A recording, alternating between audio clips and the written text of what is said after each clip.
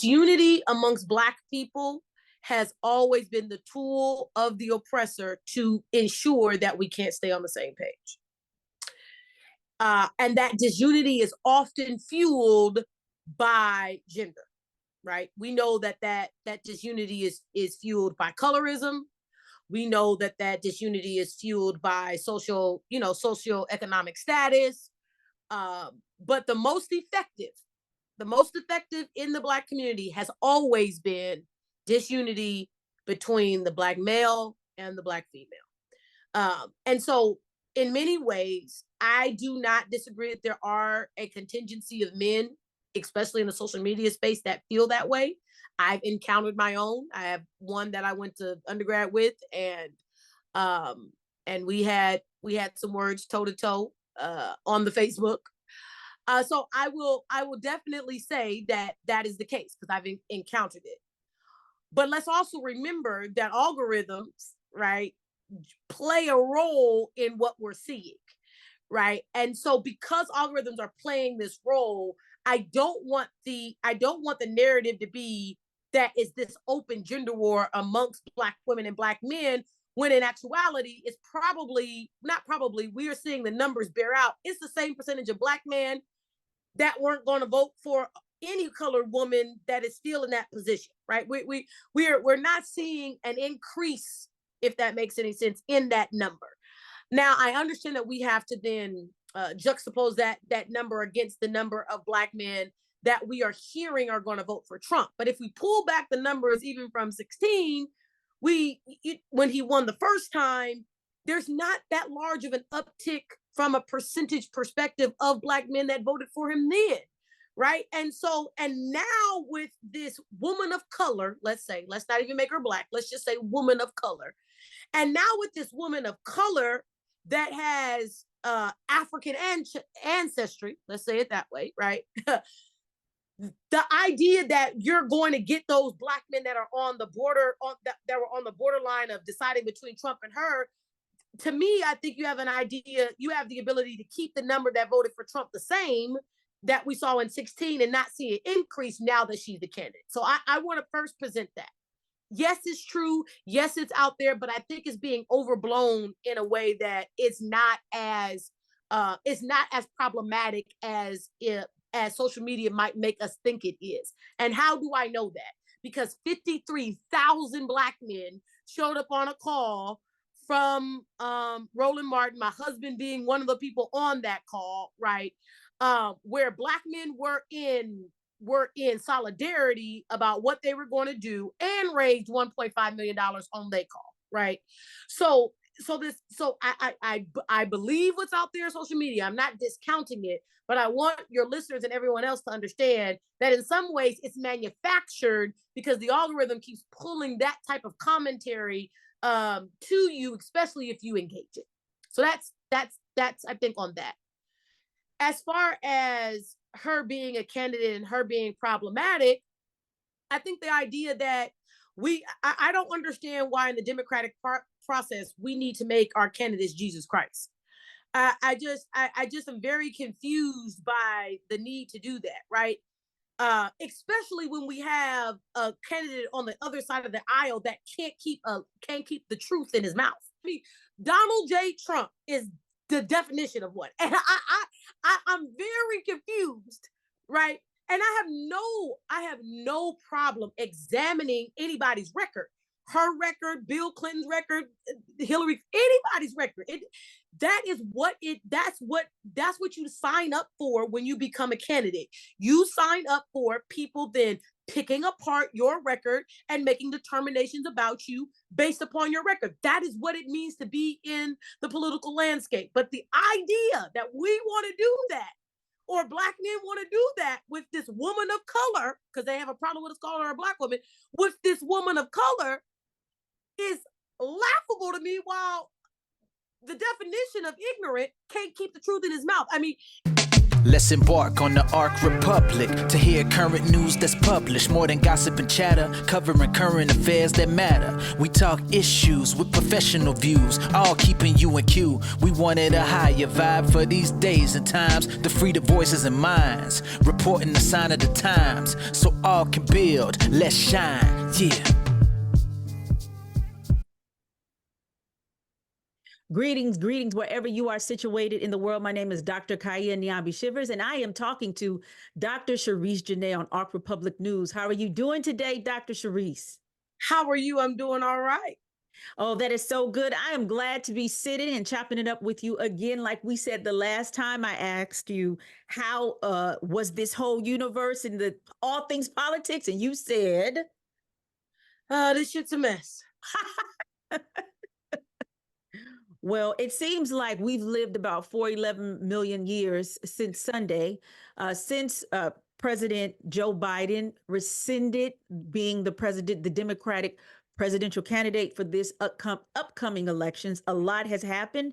We really want to get into as much as we can about this now Kamala Harris presidential candidacy. But what are your thoughts so far, just in general? I'm disappointed in the Democratic Party for pushing out Joe Biden at this late stage. And what I mean by disappointed is that that had they heeded the cries of younger people earlier, they could have had more of a process where there was a nominee that was vetted by the party, that the voters could have voted on, and so that then there wouldn't be this understanding or idea that Kamala is being coronated as the candidate, and that she doesn't rightfully deserve to then be said candidate. I think that's first off. I think second off, I think President Biden, because he's still our president, gave his party the middle finger, because I think it was very clear that he had a plan about how he wanted to proceed, and that the Democratic Party, in many ways, wasn't aligned with that plan. I think that I spoke with you before, and I said that it would take death, right, for him to come out of this. And I think that contracting COVID at his age and at this stage, right, in many ways, kind of put death on his mind, right? And as he said, the Lord thy God, his Lord and his God may have come down to him during his quarantine time there in Delaware, and guided this decision. I'm also disappointed in many ways with Obama. And I'm disappointed with him for not fully supporting Kamala or giving his endorsement, especially after the Clintons, were very quick to then lend her support. So those are the things that I'm seeing on the landscape and understanding all the different pieces of this. I'm excited about her being on the top of the ticket and that the Democratic Party conceded, but I'm not happy with how this entire process was handled. Well, I would say this: there is lemonade being made from the lemons that you're talking about. I did not hear. No, I did hear all of Biden's speech, where he just kind of gave a reflection in terms of his service and why he decided to rescind. And essentially, he said, country over my personal interest and my pursuits, which I think is a bow out gracefully. And I believe it was a great pass the mic to Kamala. I have a couple of questions in this. Why do you think that Biden had two letters or messages? The first one saying, I am rescinding being nominated. And then there was a follow-up saying, I endorse Kamala. People are reading that as being confusing, and perhaps there was a lot going on in the back. What do you know about this, or what is your read of this? Well, so the letter, if you remember, he penned the letter as the president of these United States, right? Um, and then he endorsed Kamala, right, on social media. right? And this is very different. This is the idea of I'm speaking in the office that I hold, right? The letter was I'm speaking in the office that I hold as president of these United States in an election year where my party has made me the presumptive nominee, and I now need to announce to the American people that I'm not seeking said reelection, right? In the position of the holder of this office, right? People have to remember there is the president, and then there's the presidency, right? And I think that oftentimes we conflate them, forgetting that the president is still a person, and that once the president is no longer inside the presidency, right, that president goes back to being a normal citizen, that they go back to, and as we understand, Kaya, in academia, right, if you were an administrator, you may speak from your administrative authority, but if you decide that you are going to relinquish said administrative post, oftentimes you go back to the faculty, right? You go back to being a faculty member, and then you can speak as a faculty member for you can speak as a faculty member far less encumbered than if you were speaking as an office holder in an administrative position. And so I think that's a part of I think that's the part of the American system that people don't understand how technical that it can be, and they're kind of racing past that part. So in many ways, he used his announcement, or that he announced it in social media, as the private citizen he is going to become, or as the lame duck president that he has now made himself, right, by his official letter. So I believe that is why they were done differently, and they were not conflated and placed inside of the same letter. That he was very clear to put it out in writing and on social media in a different platform, and then wrote an official letter as the president of these United States. Now, I'm not going to let you. What do you mean lame duck president? So as a lame duck president, it is understood that if you have lost, oftentimes a lame duck president, that decision is normally made after the actual election that would happen. For those of you that are pay attention to politics, once George H.W. Bush, daddy, not son, lost his bid to become president again against Bill Clinton, the time period between November, when the vote came in, and in January, where Clinton was sworn in, he was known as a lame duck president. And the idea of that, there's not much for you to lose, right? Because you've already lost the election. And so there's not much for you to lose. And oftentimes, lame duck presidents, there's a lot of executive orders that are fulfilled during that time frame. There are a lot of different readings of the rules. You're not as cautious because you're not worried about reelection. And so a lame duck president is just a colloquialism inside of political speak, to mean that he could take it, he could take it to the hilt. He could take it balls to the wall, as they would say, on whatever decisions he would like to make that are inside the parameters of him being president. And now the Supreme Court has basically said that, we've decided that our presidents are kings. I mean, it could be very interesting what Joe Biden might do with the new power that the Supreme Court has granted him. So basically, he can alley-oop a whole bunch of, very juicy, good things to position Kamala or cause chaos for the next presidency. What are some things that you see or you think that Biden should pass or should do between now and when he leaves office? Well, I think that one of the things he's going to try to ensure is that they've maximized on who is forgiven under these student loan provisions, right?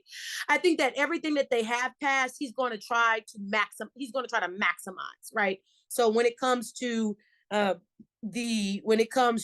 capping off insulin for those that are inside of Medicare at $35, right? It's going to be, how many more people can we get signed up, right? How do we continuously negotiate with the pharmaceutical companies to then make, in many ways, force their hand to make the decision themselves versus waiting for legislation to slap their hands, right? I think when it comes to the infrastructure and the monies that have already gone out, right? What more can then be done with the legislation that's already on the table? As you remember, Kyle, or as your listeners may remember, this has been the least productive Congress in the history of the country, right? This has been the least productive. So really, when you're talking about alley-ooping, it's going to be maximizing the legislation that he got through and then having his lawyers comb through what he can and can't do, so that he's very clear about the lengths that he is going to go, not only just to maybe alley-oop Kamala, but in the unfortunate possibility of Trump becoming president again, things that he can put into place that'll make it very, very difficult for Trump to try to unravel parts of our democracy. And I'll give you an example of something that Obama did that made it difficult for Trump once he got into office.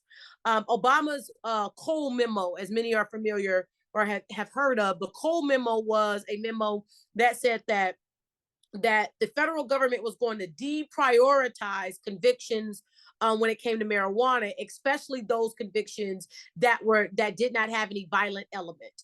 And that was a Cole memo. That was an interpretation of the law that was already on the books. Well, after doing so, Obama also went inside of the budgeting cycle and then moved the money that was normally used to then go after marijuana convictions, and he moved it out of that line item. He kept it inside of the FBI, he kept it inside of the federal adjudication apparatus, but he moved it away from marijuana, which made it almost impossible, right, for Trump and his Jeff Sessions, if people remember, his Jeff Sessions DOJ to go after those same kind of marijuana convictions because the money was no longer there. And so what I believe that Joe Biden will do, he'll participate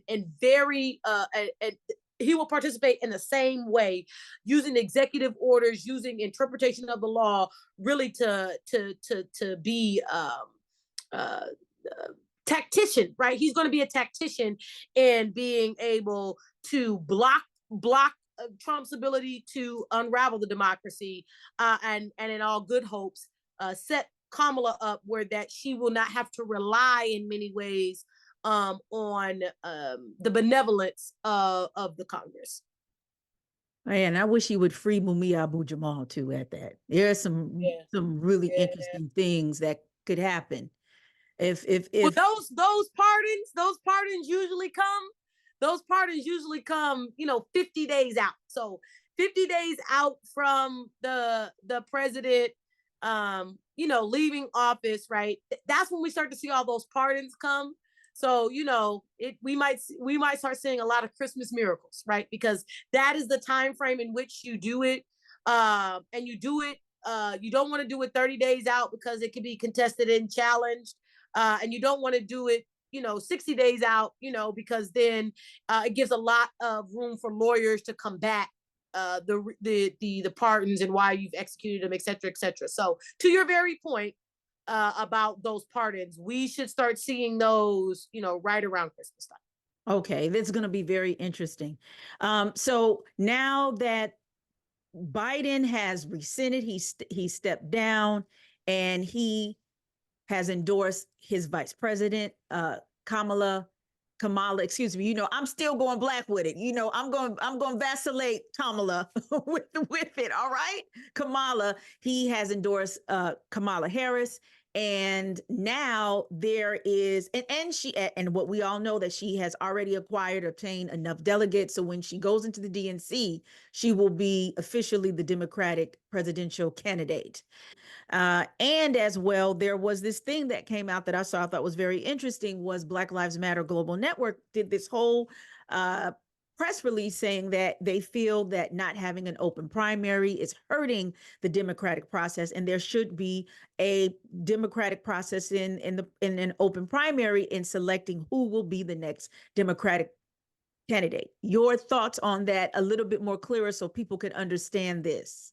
Yes. So I remember in one of our pre-shows or one of the conversations that we've had off camera, you asked me, are the Democrats going to fall in line? And I told you, hell no. Because Democrats do not fall in line. Democrats have to fall in love. And we have seen this time and time again when it comes to the Democratic Party. They just have a very hard time falling in line, right? And so I see this as another iteration of Democrats having a hard time of falling in line, right? And we understand this to be the case when you have a big tent party, right? A big tent party means there's lots of poles, right? There's lots of centers, there's lots of cultures and subcultures that exist, and so I'm not surprised by it. I don't think it's going to get much traction, and I don't think that it's going to get much traction because I was on a call with what ended up being about 44,000 Black women, but that call was only made possible because the COO of Zoom, who happens to be an Indian American, worked with her engineers to get that many of us on the call, because at one time people were then we kept reaching capacity because of the fervor. Why do I bring that up? I bring that up because on that very call, state delegates and those that have been elected as delegates of particular states started coming out and saying that this state, that state, Louisiana, Arkansas, all of Tennessee, all of these states started giving their delegates or pledging their delegates to Kamala. And so they were not in any ways coerced by the party, because the party was very, very prepared for an open primary. So there wasn't this coercion that I think that Black Lives Matter is trying to narrate. It wasn't any coercion. It was the idea of the amount of excitement and fervor for Harris to be the nominee, the idea that Joe Biden endorsed her, understanding that the money that was stored up for him could only be really given to Harris to be used, right? And it's with that understanding and that fervor that you get the states to say there's no need for an open primary because we are very much satisfied with Kamala. So the Black Lives Global Network saying that the democratic process hasn't been followed, no, because that's false, because the democratic process is about choice, and no one coerced the states to say, hey, you have to, no, the party was very much prepared, right? If you look at party leadership, you look at Jamie Raskins, if you look at a lot of the party leadership was prepared for an open primary. And I think that's in many ways, to your very point, why Obama did not endorse her, so that then he could perform, statesman, if it gets nasty and ugly at the party's convention in Chicago on August 19th. Oh yeah, I think it's still going to be a little ugly. It's still going to be a little fun because, as you say, the Democratic Party, it can be very messy. But I wanted to ask this question of clarification. In this instance, is this something that is novel or rare to happen in the Democratic Party? No, I don't think it is. I mean, if we walk this back, or if we think about this, the last time we've seen a sitting president not become the presumptive nominee for their party's ticket was in 1968 with LBJ, right? Who's also from the Democratic Party, and it in many ways stamps, right, this realignment in our country where the parties do this realigning, right? Because what they used to call the old dog Democrats, those in the South, right? The Southern states did not used to, they weren't always riding with the elephant. Let me say it to you that way. There were lots of blue dog Democrats in the South, and it was after the alignment.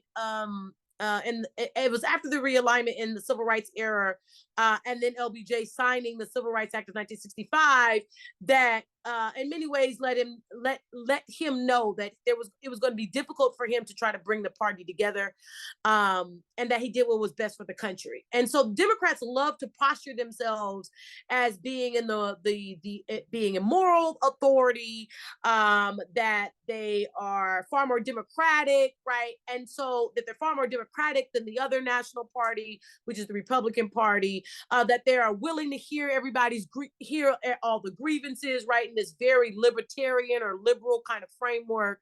And so I'm not surprised, right? This is on brand for the Democratic Party. It's frustrating, right?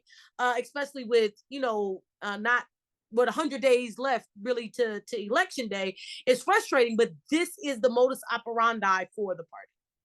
Well, I just want to say one thing before we move. I thought it was quite an irony, and maybe I'm probably using the wrong word. I thought it was a conflict of interest, honestly, that Black Lives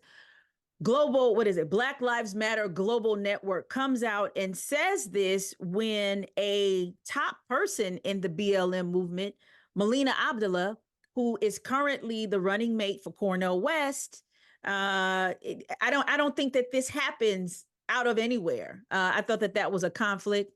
And what I saw on the social media channels was quite hilarious. They were like, you talking about a democratic process, where that 90 million though? Show me, where is that 90 million? You want to talk about transparency, where that money at? Well, even worse than that, right? Let's just have a conversation about the intelligentsia class to begin with. The idea, Melina is a professor, and so is Cornel West, right? And this is no knock, right? Because you and I are professors, right? But the understanding or the idea that the American people can absorb two intellectuals being president and vice president and people of color, I just think is ludicrous to begin with. So, the press release, their statement, not only just it being a conflict of interest, is delusional in many ways in understanding the American populace and how the American populace currently engages in the political space, right? Which is why, in many ways, Cornel West's campaign hasn't gotten much traction, right? And so this is just, to me, a call to make him his campaign and those connected to it relevant again, because in no way are we having any, and in his mind, any aggrandizing conceptual conversations that allow him entry at this stage of the game. We're going to talk about Cornel West later, but thank you for mentioning this. Thank you for mentioning that. So I'm going to, oh my goodness, we only said it was going to be short, but when I get with you, you give us these classes. I appreciate that. However, though, this open primary, or it not being an open primary, has been such a key talking point for people who disagree with Harris's campaign, don't want to see her run, or calling her a DEI hire. But I first want to, before we get into the DEI hire, let's talk about how this is being a talking point and what I'm seeing in the channels in terms of a voice that is saying that Harris is really not necessarily the people's choice. She's not really a Black candidate. There is, and this is, I want to be very mindful in terms of how I want to frame this. But there is a contingency of Black male voices, at least in the social media space, that are saying that, she is being propped up and she didn't earn her seat. And she's very problematic beforehand to begin with, because she has these records in her leadership in California. I'm not saying that is invalid, but what is a response in your opinion for that? Because I don't want to make it, let me just say this is for me on the record. I don't want to make it gender wars, even though it is being, to me, fueled as gender wars. But what is your perspective? Because it's also Black women. I've also been seeing Black women too, who have been saying the same thing. And it's not that I'm disagreeing with it, but this is part of the political discourse we must engage. No, it's funny that you said that, because my mother is born and raised in California, her and my father for the last, 2 or 3 years now, have now been living in Georgia. And my mom is in many ways dismayed by the amount of Black women who are like, kind of iffy on Kamala. So I think I want to first say that I agree wholeheartedly. This is a real landscape and something to talk about, but I want to kind of frame it in this way. I think that I want to be very careful on how I say this.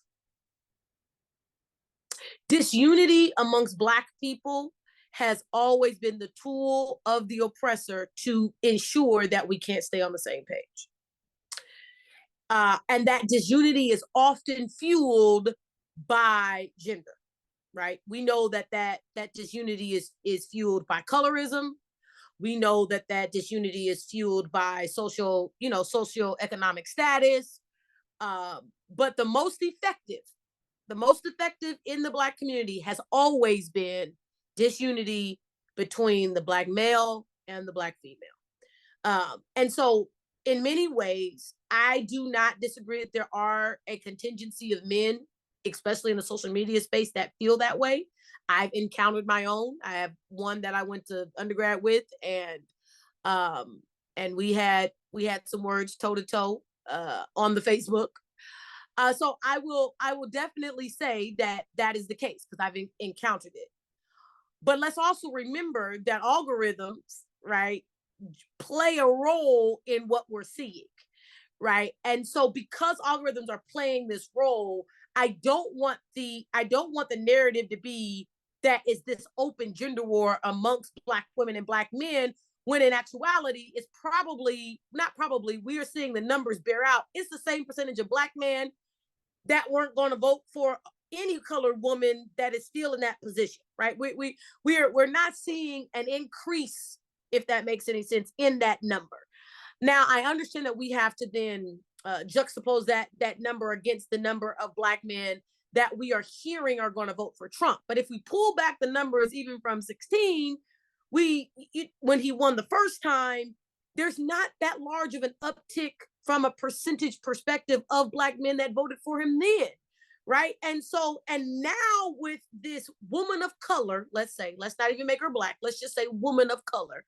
And now with this woman of color that has African ancestry, let's say it that way, right? The idea that you're going to get those Black men that are on the border, that were on the borderline of deciding between Trump and her, to me, I think you have the ability to keep the number that voted for Trump the same that we saw in 16 and not see an increase now that she's the candidate. So I want to first present that. Yes, it's true. Yes, it's out there, but I think it's being overblown in a way that it's not as problematic as social media might make us think it is. And how do I know that? Because 53,000 Black men showed up on a call from Roland Martin, my husband being one of the people on that call, right? Where Black men were in solidarity about what they were going to do and raised $1.5 million on their call, right? So I believe what's out there on social media. I'm not discounting it, but I want your listeners and everyone else to understand that in some ways it's manufactured because the algorithm keeps pulling that type of commentary to you, especially if you engage it. So that's I think on that. As far as her being a candidate and her being problematic, I think the idea that I don't understand why in the Democratic process we need to make our candidates Jesus Christ. I just am very confused by the need to do that, right? Especially when we have a candidate on the other side of the aisle that can't keep the truth in his mouth. I mean, Donald J. Trump is the definition of one, and I'm very confused, right? And I have no problem examining anybody's record, her record, Bill Clinton's record, Hillary, anybody's record. That's what you sign up for when you become a candidate. You sign up for people then picking apart your record and making determinations about you based upon your record. That is what it means to be in the political landscape. But the idea that we want to do that or Black men want to do that with this woman of color, because they have a problem with us calling her a Black woman, with this woman of color, is laughable to me, while the definition of ignorant can't keep the truth in his mouth. I mean, it is just appalling to me that they're even put up against one another. And then if we examine her record, I think that what we like to do, this is the next piece, and not just with her, just with anybody on the Democratic side. We always like to act it that in hindsight or in retrospect, this was just so bad, right? And we love to find one anecdotal story or one way that it went bad, right? I'll give you an example of one when it comes to Kamala. When she was a prosecutor in San Francisco, right, the whole truancy thing became this huge issue. Well, one of the ways in which truancy was an issue, or the way that she dropped truancy rates considerably in San Francisco, was that she then made parents be responsible in many ways for the behavior of their children, right? Because it then allowed it allowed the prosecutorial hand, or it allowed the judicial hand, to provide in many ways wraparound services for these families that needed far more than just being locked up because their kid wasn't going to school. Because there's always all these other issues as to why you're not going to school. And in San Francisco, the big one is housing, right? Not having anywhere to live is the biggest reason why students weren't going to school. And so in this scenario, we know that the truancy rate dropped. We know that under her, homelessness in the city dropped considerably because of the wraparound services that the city started having to provide, because now it was in their face, because either I lock up 200 parents because they have no place to live, which means their kids are not going to school, or I figure out something for housing, right? Or I force the state's hand to do something about it. Well, then we get 2 or 3 parents that are caught up in this because their child is sick or this or whatever, and they have to serve some time, or it becomes an issue. So now then we talk about the 2 people that got locked up versus the 300 people that ended up getting housing because of this policy, right? And so that's my other problem with when we start pulling back anybody's record, is that we love to pull out the 1 or 2 anecdotal people or issues, right? Because processes are not perfect, and someone's always gonna suffer. But we love to pull out the 2 or 3 cases of a person suffering, while dismissing, right, all the number of people that were then positively affected by what someone has done in their record. And we've seen that when it came to Hillary Clinton and the crime bill, because we latched on to super predators, right? Everybody was hopping up and down, latched onto that, not looking at how it fundamentally changed the judicial system as we know it, right? Because that's when we got rid of the 3 strikes and all of the things that then happened. And so we look back with eyes, right? Hindsight is always 2020, and we look back and we're like, man, and so that's, to me, the also issue with when we're talking about holding up anybody's record and breaking it down. You have to be fair of understanding who was hurt and who was helped, and does the people that were hurt, do they equal out more than the people that were helped? So I'm going to have to disagree with you on that one wholeheartedly. So I'm going to start with the super predator. We know that this bill that was passed, well, first of all, it's documented that Biden was racist. It's documented. Let's not even get around that. All right. Now, maybe in his older years, he has become more educated and, exposed, whatever it is. But the thing is that he was in a position of power, and he was making decisions as a racist, and one who has said it on record. But the Clintons are also connected to the super predator. So even though those are anecdotal stories that may, I don't know the numbers, represent a small number. People who are in the most vulnerable positions of society have been the ones who have been the most impacted, right, by this forms of legislation. And what we know, you and I know, is that something that affects one household has a trickling effect to multiple households, because we work in extended families, so on and so forth. And we're dealing with these issues in a time where crack has disproportionately ravaged Black communities first, because it was dumped literally down the street from where I live. This is where Freeway Ricky Ross is growing up in. Actually, he told me this himself when I talked to him. Right. So that's one thing we have to keep in mind, that the legislation is, particularly when it comes to policing and how it's carried out, those who don't have the money and the means are the ones that are targeted. So then I know very clearly, I talked about this with Dame, as you know, about this incident of this mother. I wish I knew her name, about what was going on. And I used to work in Department of Children and Family Services. And so I saw firsthand what these type of laws did to families who did not have whatever it is that they needed in order to maintain a household. A lot of it is connected, unfortunately, to addiction issues, poverty issues, and housing. These are like things that are like so intertwined, you can't get away with them.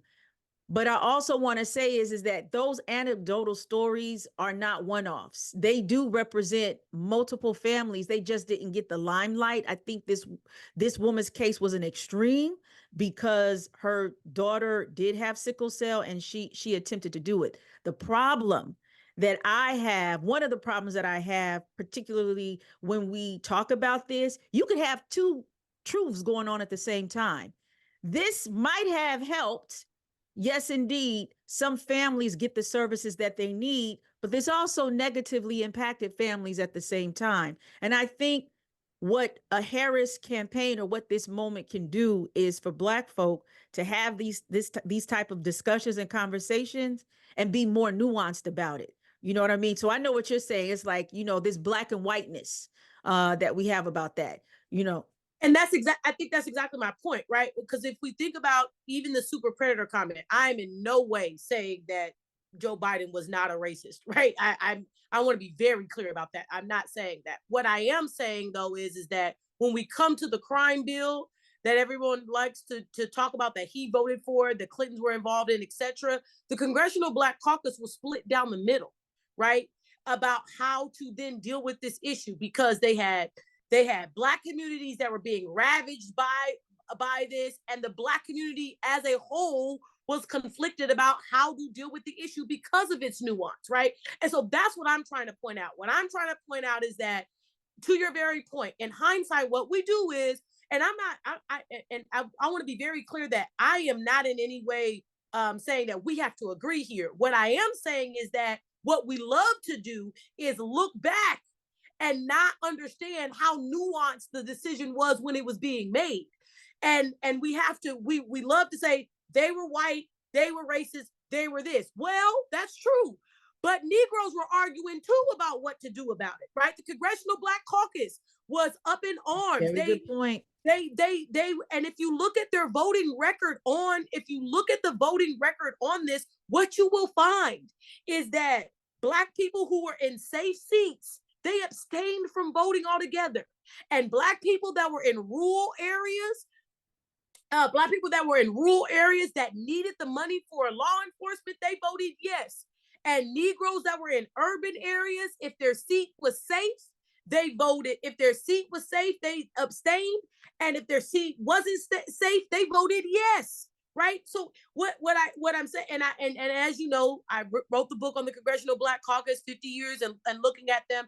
And I really wanted to look and see where were they on this issue, because when it came to civil rights, they were very much voting as a voting bloc. But when it came to this crime bill, you started to see fractures and fissures inside of the Congressional Black Caucus, because each of them, and there were statements being made that, listen, I can't afford not to vote for this. My district needs this money for parole, for parolees, for whatever the situation was, right? And you would see this throughout these primary papers that I looked at. So my point is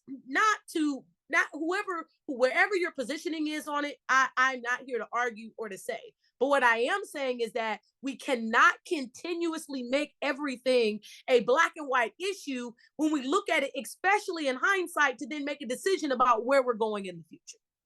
No, that's a really good point. One, I didn't know that about the voting. And a lot of us don't know that. You are the political scientist. So you get into the weeds of the data. Like I didn't know that. That's a really good point. And also, I think, I could talk about the impact of crack cocaine all day, every day, because I Right. lived it. And I saw with my own eyes how a Black community almost overnight was totally destroyed. But also, I want to also bring up this fact too, and why what you said is important. Overnight, when I say a Black community was destroyed, in that experience, you also had, pretty regular Black folk just trying to etch it on out, in the everyday, in a very segregated, racist LA, right? Turn into something else overnight. Like these white heroin addicts, I'm in Philly, like the zombie, they call it zombie land. You had Black people who went to church, went to work, had Exactly. kids, turn into these whole other People.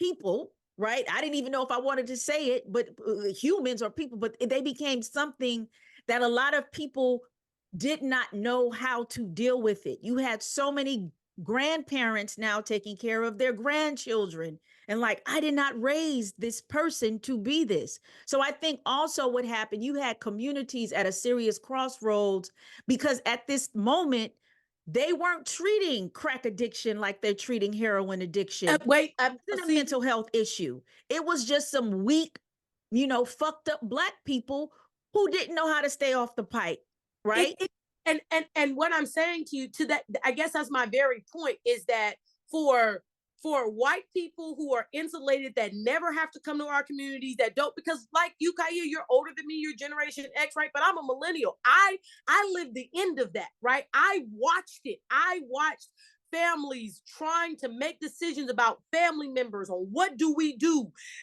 Do we have the money to put them in a rehab center, right? I watch Black churches trying to figure out how do they create, right, programming for this set of people, right? To your very point. And so what I think that we do in this moment is we forget how nuanced the situation became. Yes, white people definitely dropped those drugs off. Yes, it tore up our communities, but what to do about it became an argument, well, not an argument, it became a nuanced and complex issue inside of the Black community because we were not on one page about what to do about it. And there was no level of help. So you're asking a set of people that are already marginalized, that are already at the bottom of the barrel from a societal perspective, now to find enormous amount of resources, right, to be able to help this person or help this family recalibrate after really losing to this drug, right? And so it is far more complex than just, the white racist people dropped these drugs off. No, it became a dominoing effect that the Black community had to solve or on our own without much government help. And the only level of help that we were looking at getting from the government was from a law enforcement perspective, right? And so how then do I use what the government is giving to try to redirect? Now, you and I both agree and know that any time that we use the hand of the law to try to then recalibrate, we already know who gets hurt. We get hurt disproportionately. We know that, right? And so I guess bringing it back to Kamala is the idea of, as a Black woman who has to prosecute in an environment where I know that the deck has been stacked against a certain group of people, and the money and the resources are already in one spot. How do I best wield the money in that spot then to help, knowing that if I don't try to in some ways maneuver what's here, there's going to be even more of us affected, right? And I'm not saying that when you decide that you're going to be on the prosecutorial side of this, when you decide, just like when you become a political candidate, when you decide that you're going to be in the prosecutorial role, you got to be prepared to take the darts that are damn sure coming to you, especially as a person of color with the history of the judicial system in this country. Oh, those are good points. I want to say this before we move on. We could talk to the cows come home on these issues. You talked about the 53,000 Black men who showed up on a call after the 44,000 women showed up. And then there were two more calls that I was familiarized. It was something called White Women an alliance with white women for Kamala. Yes. for White Women for Kamala. They raised, I forgot how many thousands were on that call, but they raised over $1 million. And then there was one feminist for Kamala. There was another one. Is there another one I'm missing? There was another one with Latinos who had a call as well. Yeah. Wow. So I wanted to talk about like this surge and this swell. What, regardless of where you are and how you see it, one thing for sure is that Harris, now being the presidential campaign, has gotten people talking and acting in ways that Biden could never do. Whether you agree with her or you don't agree with her. And I wanted to earmark that because this time is actually a really good time to use and harness that energy to do your whatever your political thing is. I think let's be clear, especially on Arc Republic, you could have a wave of different ways you want to see it. How are you harnessing this energy at this moment? I'm more interested in that. And I want to say this because we say this every election, midway elections, major elections, school board election, whatever it is to remember and invoke your power in the local elections. So even if you don't bang with Kamala, what you doing in your local elections? But that's why I think that's why it's extremely important to your very point about her being on the ticket and sparking this, because now it, like you said, it provides this segue for us to have conversations about these that are mothers of liberty or whatever the hell they calling themselves, that are showing up at these school boards and are trying to whitewash history. And I have no problem full-throatedly saying that this is a major problem. But if a black woman, I'll call her black, if a black woman, if the black woman's at the top of the ticket, now I can't, it's harder for me to galvanize people around these school board elections where these mothers for liberty are running it, are running in there and acting a fool. I mean, there was one down in Uvalde, Texas, right, where the Latino community had to rise up with these women real fast. Like, wait, don't come down to this border now, coming with all of this mess. None of y'all was down here when our kids got shot up, so don't get to running down here now and trying to put your thumb on the scale of this election, right? And so that is why I think, to your very point, her being at the top of the ticket does change the conversation, because now it's about all of the other places that this, I would like to call this venomous attack of dragging us backwards is, and it is in the shape of Donald Trump and JD Vance today, but it'll be in the shape of somebody else tomorrow, right? Because it is about this venomous, this force where white folks are so concerned that their whiteness is not going to spin like it used to, that they want to snatch us back and take us back to 1920, 1930. They want to take us back before civil rights, right? And I think that is why feminists and white women and all of them are just trying to decide, am I going to choose whiteness this time, or I'm going to choose my freedoms? Because a lot of white women have no problem rising on their backs, right? They have no problem doing the work on their backs. But that a lot of that work on their backs has been okay because there's been the protection of not having to have a child just because I laid on my back, right? And now that protection is being lost.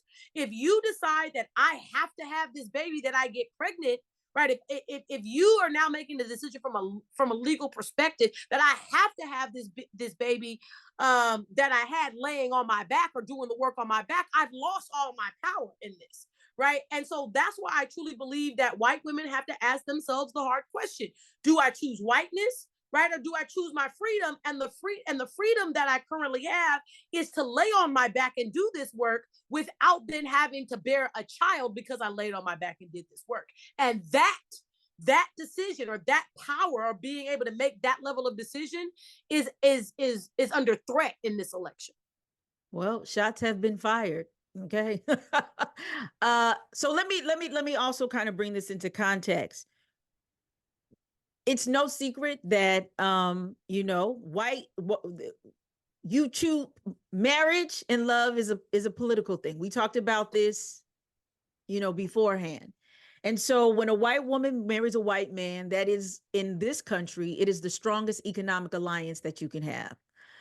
Maybe two gay white men, probably, I think that's kind of the richest pairing when we look at the numbers. But this is what you mean by marrying, making a decision on your back.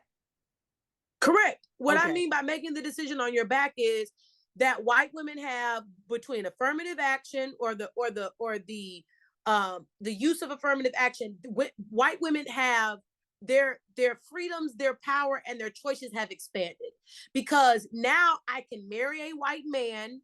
I can form this strong economic block. I can make a decision about when I'm going to work and when I'm not going to work. Affirmative action allows me to be affirmative action in its previous iteration allowed me to be the diversity necessary, so that then I would then get a job over someone of color potentially, right? Because now I'm that level of diversity.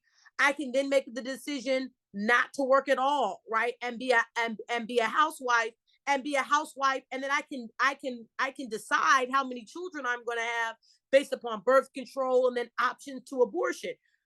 What the Republican Party is now presenting for white women is the erasure of all of those choices. That the only choice that you're going to have to make is what person do you choose to be in this economic alliance for, but then you then become their slave again in many ways, because you have to vote like them, you have to have as many children as they ask you to have. Your ability to go to work and earn your own money in many ways is cut off in some ways. And so that is really what white women understand as their choices being dried up in this election. And that is not necessarily the same framework that women of color, especially Black women, have been inbred with, because Black women have always been in many ways the economic centers for their families, and they've always been in these kind of two paying households, because at any point in time, the racism of this country could lay off our Black men, which then made us the economic fortress in our families, right? And so when you're describing this, that's exactly what I'm talking about, is the ability to marry and pair up. But by having these other freedoms of the use of affirmative action, the use of birth control, the use of abortion, it gave white women far more freedom. Right. If we go back to the Republican response, I can't remember the woman's name, but the Republicans' response to the State of the Union address. I know this seems like many, many years ago, but it was just this February that a white woman responded to the State of the Union address made by Joe Biden. And it was made in a kitchen. And I remember white women the next day losing their minds that the rebuttal from the Republican Party came from a white woman in her kitchen, right? Not a white woman in a place of power, but a white woman in a place of domestication, right? Sending a signal that the Republican Party believes that that is where white women belong.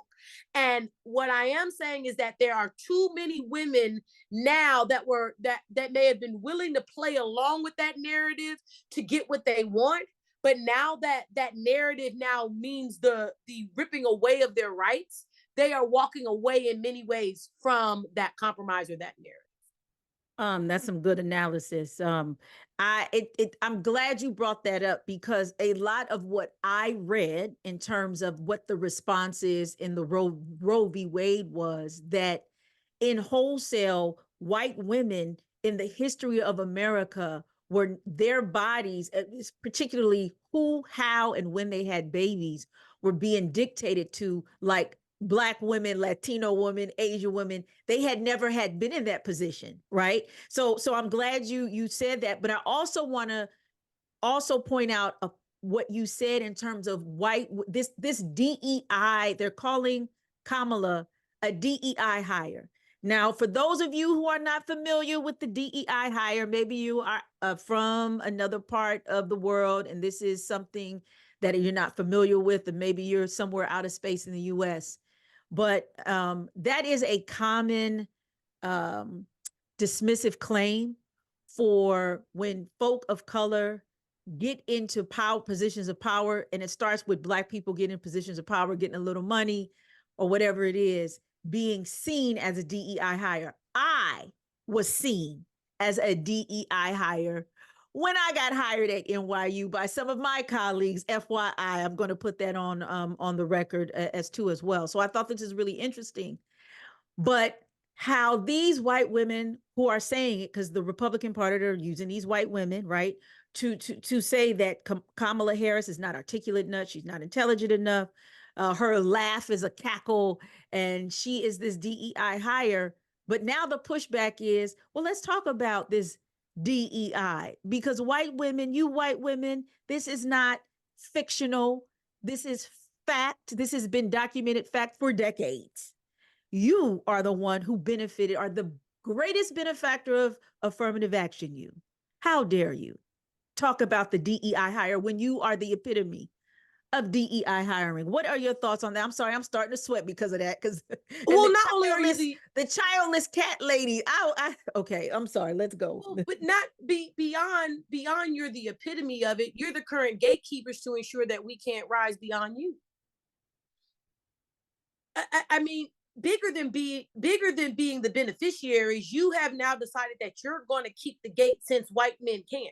White men have convinced you that keeping the gate is necessary for you to keep your position.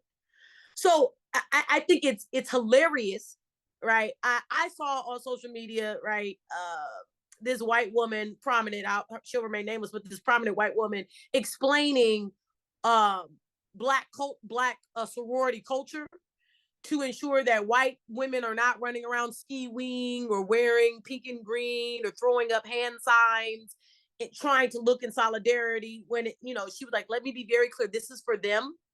Don't try to do this in support, right? And so I use that and bring these two together because in this country, we have fed the mythology of white supremacy. It is a myth.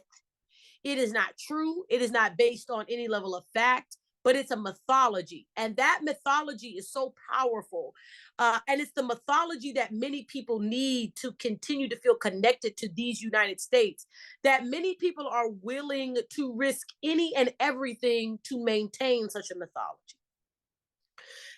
The maintenance of said mythology is why we see the reversal of Roe v. Wade to begin with, right? Because they are vehemently concerned with population control. And if I can make white women have more babies, then I have the ability to try to play on this population perspective. And this is not an old game when it comes to white people. If we go all the way back to the founding of the country, one of the biggest reasons that we were made 3/5 of a person and not a half is because slave owners wanted more than a 2-for-1, right? And why? Because if I count a slave when they are born, and by the time I count again, that slave is, anywhere from 10 to 13, I've either impregnated her or I've had someone else impregnated her. So now I get to count the slave and the slave's child, right?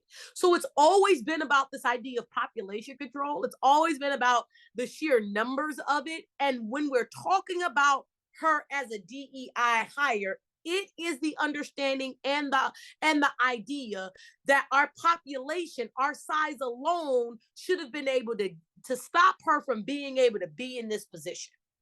There's more of us than there are of her. How was she able to eke past us, right?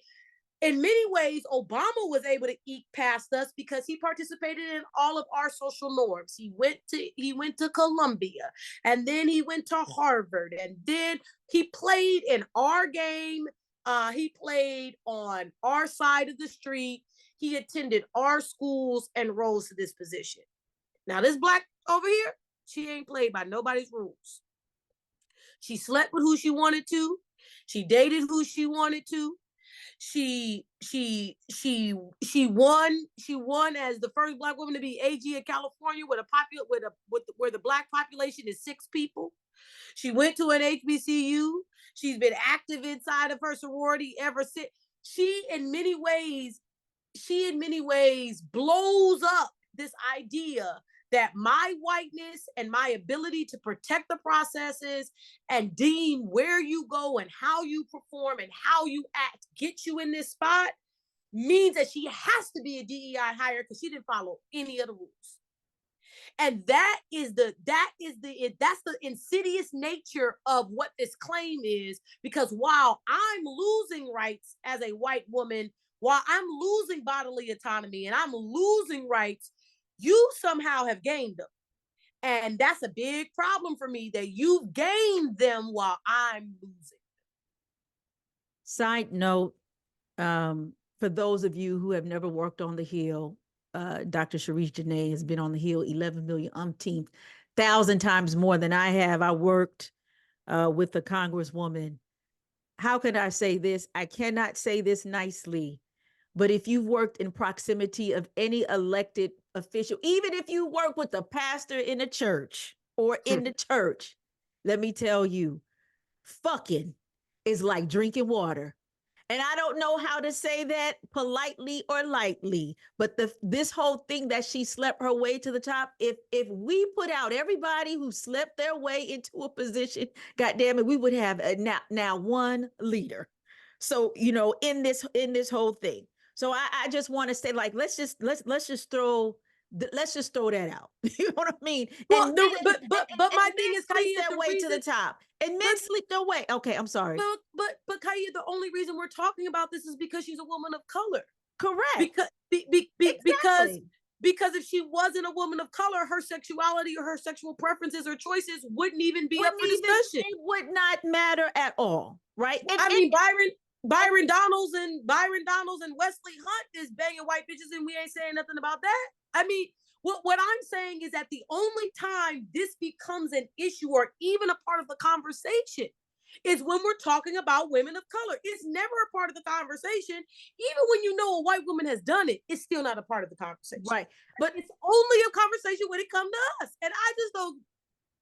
And let me also, you said how she did not go by the rules of thumb. If Kamala Harris's road to where she is was tagged to a white woman, you know what they would say about her? She pulled herself up by the bootstraps. She did not, she's an American hero because she did not follow this traditional thing of blah, blah, blah, blah, blah. They would be, she would be the JD Vance. She would be the JD Vance. So, I mean, let's kind of be, because she is a woman of color, of African and South Asian descent. I like how you said that. I'm really sick of everybody showing me her Indian family in saris and them saying, yeah, she ain't that black. I mean, they dark as hell too. It's not like they light. I mean, well, sister, it's just the whole thing for me is confusing because I'm like, are y'all looking at the picture? Some of them we can't even see in the picture. Her granddaddy or her uncle or whoever that is in the picture, we can barely see because he's so dark. I mean, and that is, you know, I mean, and for the record, he has passed on, but there was this guy by the name of Runoko Rashidi who studied the people of African descent all over the world. And I remember this, I've actually had quite a few conversations with him years ago, but he talked about, when I spoke to him, he had been kicked out of India because he was exploring people of African descent, African people, Black people in India. And India did not want that to get out. So let me tell you, here's a fun fact, Ark Republic. We ran this story, talked about the African rulers in India. And I cannot tell you the amount of Indian vitriol that Ark Republic got because we talked about there are full whole Black people. And here's another fun fact. There are more what you would call Black people racially in India than there are in Brazil. Yes. In Brazil, people talk about, oh, well, you know, Brazil has the largest African population outside of Africa. No, actually, it is India because there was not only was there a massive migration, and what you would call the common Indian today would probably be considered Ethiopian back in the day, but there also was a slave trade that happened in that region before the Atlantic slave trade. So these are things people don't know. So this whole thing of Black, who is Blackness, you know, becomes very problematic. Kaya, we know that there was some level of trade because what was Christopher Columbus looking for? Indians. There He was you looking go. for India. When he left Western Europe, he thought he had ran into India. When he ran into North America, he thought he ran into India.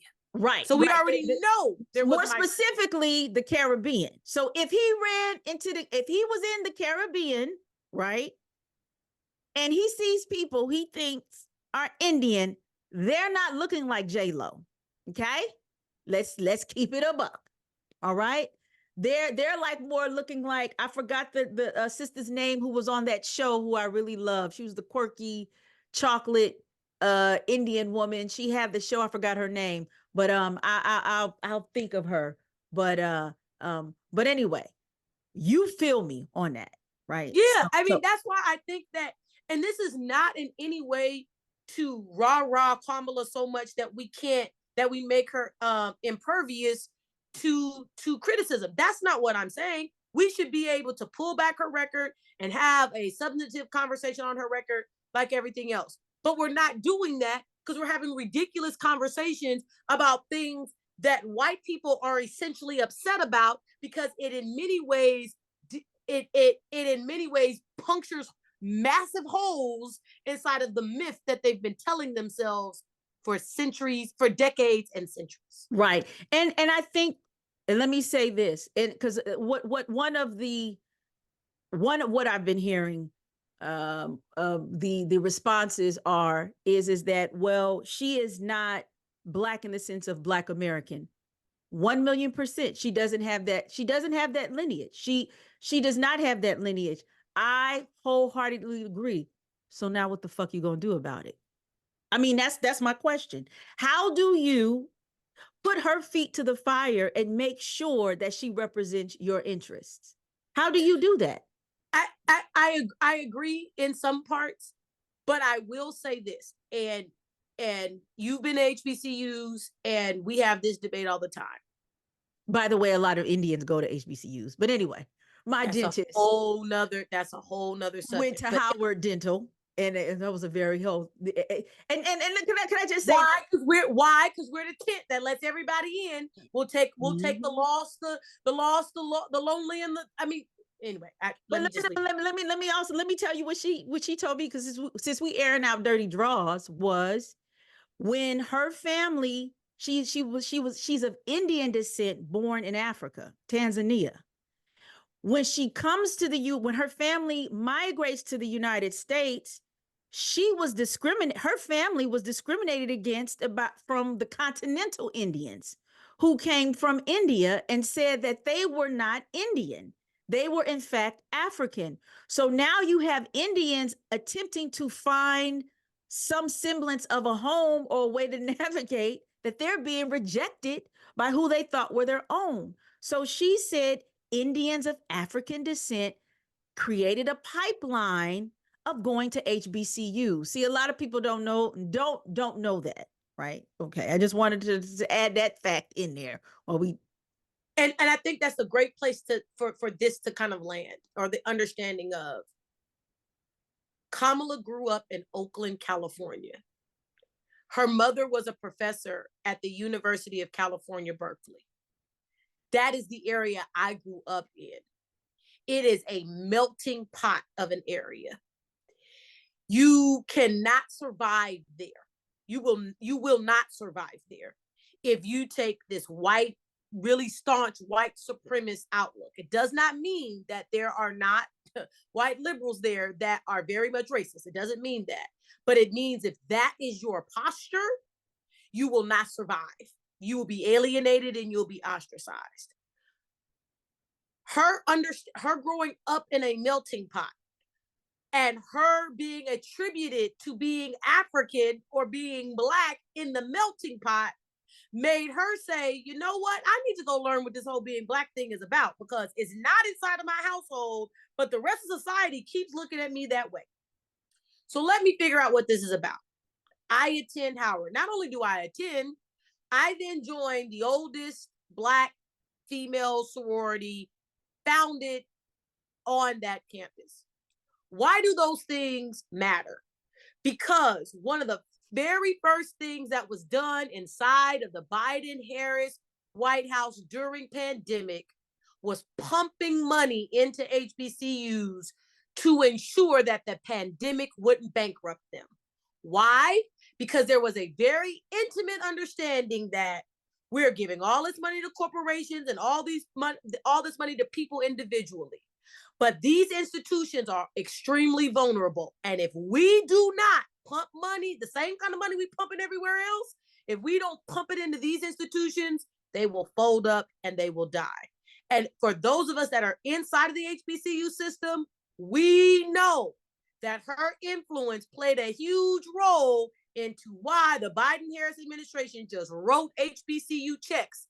Not only just wrote them checks without a whole bunch of strings, but also wrote them checks as a loan and then forgave back debt on top of it. That doesn't happen if she's not sitting in the spot that she's sitting in. I don't care. And the reason I say that is because Joe Biden sat underneath Obama.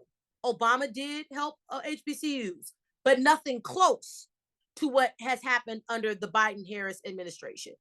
And I'm not saying that that means she's for every Black issue. What I am saying is that for the Black issues that she has the most amount of experience with, we have seen her go the extra mile in those spots. And so the question I really have is, how are you engaging her to make sure that she goes the extra mile in your spot? Because the spots that she's familiar with, we have already seen what she will do in the spots that she's the most familiar with. AKA not to the sorority. What the fuck you gonna do about it?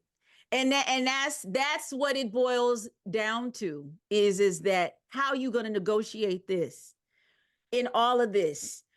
Because saying I'm not going to vote and opt out to me is it's an easy route. You know, I'm not saying that it's not a political route. If that's what you want to do, right, with what it is, then that's what you want to do, right? But what I'm challenging is that how do you, and I like you said it nicely, how do you engage these candidates?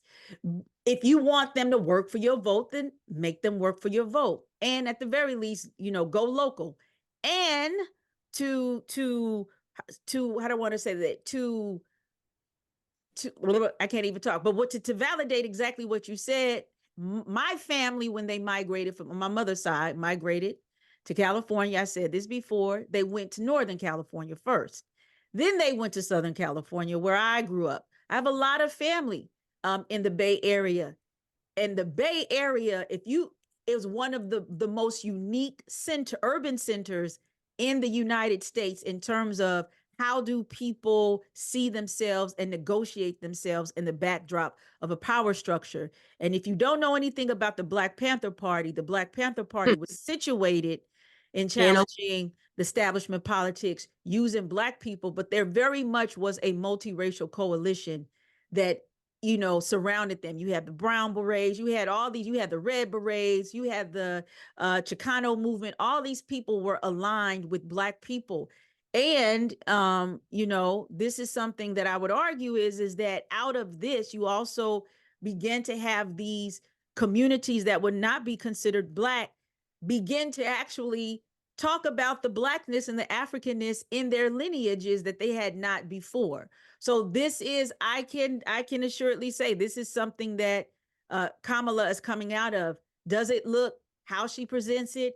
Is it clean and nice and clear cut? No, because just like all of us, hey, we just hold up. We just live in this world. We didn't make it. And I guess that's my thing. She didn't decide for her parents to get together. She didn't decide to, right? When we talk about her and identity, what we can look at is, what did she decide?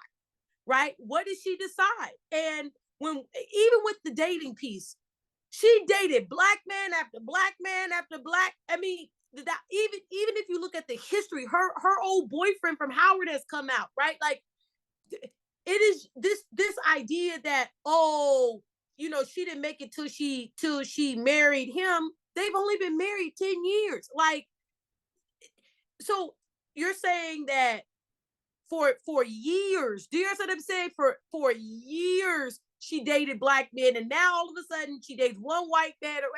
To me, all of it is pejorative because it gets away from the ultimate question of how do you engage her and how do you ensure that your interests are being forwarded. That's the bottom line to it. And what I know is that choices, or what you choose to do, what you choose not to do, and what you choose not to speak on are what I'm looking at when I'm thinking about how do I engage you to get my interest over the finish line. All right, last question.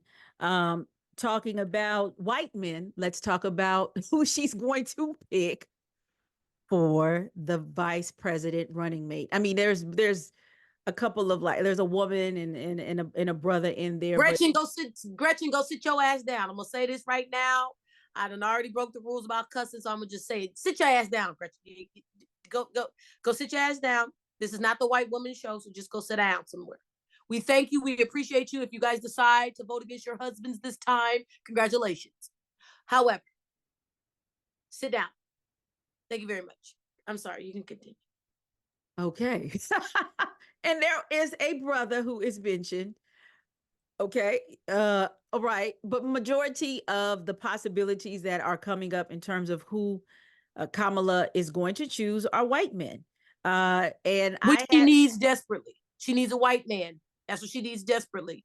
And she needs a white man because other white men don't like the way that Mr. Imhoff looks with her, because they feel that she's too busy that he is too busy gazing into her eyes and marching around doing everything that she says. So she needs a strong white male as the VP, and she needs a strong white male that is in a battleground state that's going to help her carry one of the battleground states. Now, I have to say this. Now, it's 2024, and we still have to do these gender racial politics. But with that being said, who do you think are the top, two strongest? Shapiro should be her only choice. And why? Here's why. Why? Shapiro should be her only choice. A lot of folks are floating other governors. I think the governor from North Carolina is being floated. Mm-hmm. Yeah, Pete Buttigieg is being floated. So Pete, I think's off the choices. I think the governor from North Carolina off the choices. The senator out of Arizona is problematic because the Senate is razor thin right now. If people remember, Kamala Harris has been the tiebreaker vote. And the infrastructure bill is one of the major ones. She was the tiebreaker vote in for the $35 for insulin. She's been the tiebreaker vote for many of these positions. And if people remember, when she became vice president, there was a nomination process. There was the governor of California then had to nominate someone to step in her place, and that was LaFonce Butler, right, who became the third Black woman to be a part of the United States Senate. And so that same process would have to happen in Arizona, that if the senator from Arizona is chosen, then that would then open it up for the governor of Arizona to then appoint in that position, and then appoint until there's a special election that can be held for that seat. And those are difficult, right? We saw, if we lose Georgia as an example where we've seen this play out, Governor Kemp appointed a white woman whose name I can't remember at the current moment. Raphael Warnock, right, had then challenged her, beat her to then finish out the term that she was appointed to, right? And then 2 years later had to then rerun again, right? And so putting the senator in Arizona, or even that seat in that position, especially in a state that has been a battleground state, I think it does a disservice to the Democratic Party, removing Kelly, who's the senator there, to make him VP. So with all that being said, the governor of Pennsylvania is their best choice for two reasons. Number one, You have a lieutenant governor, so you don't have to necessarily have an appointment. Number two, he vehemently does not like Donald Trump, and has been very vocal about that, and has been on the record over and over and over again. In many ways, he's a blue blood and has access to the donor base, right? Because he's a blue blood. He went to Harvard and has some of those Eastern, right? Those Northeastern connections where a lot of that liberal money is. He the question really remains: will he be okay with sitting second seat, right, to this Black woman or this Black and Asian woman, and will he not try to primary her when after this election? Will he not sit behind, and then will he try to primary her so that he can move into the presidential spot? Is the only question. And then the larger thing is, going back to the positives, is that those are 20 electoral college votes, right? On the road to 270, you pick up Pennsylvania and Michigan or Ohio, then, and pick up everything that you've picked up before, then the map is locked up. Okay, so we will hopefully be hearing about who the vice president. Will it be announced, you think, before the DNC? I don't think so. Okay. I absolutely do not think it'll be announced before the DNC. I think that they are going to wait until the Democratic National Convention to do this announcement. Things have been crazy, so no one take my word for gospel, but I don't believe that they will announce before, just the same way the Republicans did not announce before. Mm-hmm. Yeah, this is Kamala's draft pick that we're talking about here. I feel like, how they do the combine and all this other stuff. This is like the white man's draft pick, right? So this will be very interesting. Last question, I promise you. So we're not even a week in yet with Kamala saying, hey, I'm going to run for president. There's been a groundswell, but we do not want to underestimate the Trumptonians, the support, and the Republican Party. So my question is that what are some things that you think it is going to take for Kamala to win? Well, I think that she's going to have to stay focused on policy. The Republicans have done a great job of pulling this into personality and culture wars, because they have not done a great job on policy. They just haven't done a great job on policy, right? From a policy perspective, what they have as what they're looking at to do policy-wise is really dismantle the democracy, right? They can separate themselves from Project 2025 as much as they want when it comes to the Heritage Foundation, but the American people are not that dumb. So when we're talking about her viability of winning, she has to continuously adjudicate the record. She cannot get into culture wars. She cannot respond to the attacks on her femininity or the attacks on her identity. She needs to really still, in my opinion, steer clear of those, and turn it back consistently towards policy.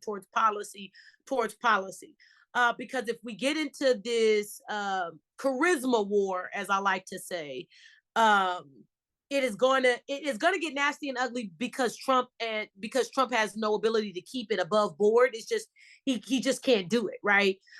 He had a victory lap at the RNC, and people were falling asleep during his speech because he was up there for 93 minutes, right? That's longer than a Baptist preacher. So Trump is going to fall over himself, right? So what she has to remain and she has to consistently do is does not become defensive, continuously talk about policy, and then continuously talking about what we're going to do moving forward versus adjudicating what has happened in the past. Well, I do thank you for this really good conversation. As you know, this is going to be one of many as we make our way to the elections. Dr. Sherice Janaye, we will talk to you again. Thank you so much.